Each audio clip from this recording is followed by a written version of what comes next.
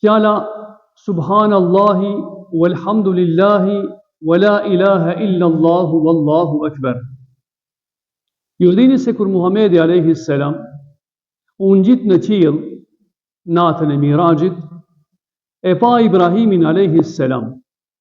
Dhe Ibrahimi alayhi salam ju drejtua të dashurit ton me fjalët: o Muhammed, përcjellja u popullit ton selamin nga unë. I ki pejgamberi Zotit na çon mua dhe ti selam, edhe prandaj në çdo namaz pas etehijatit neve na këshillohet që ta lexojmë Allahumme salli alan, Allahumme barik alan, nga se në këta ditë dov përmendet Ibrahimi dhe familja e tij. E çfarë këshille tjetër i sjell Ibrahimi alayhi salam të dashurit të Zotit? Thot: në xhennet ka top qiellore, e ka ujë të freskët, e mbjellja e xhennetit bëhet përmes fjalës së lartë përmendur.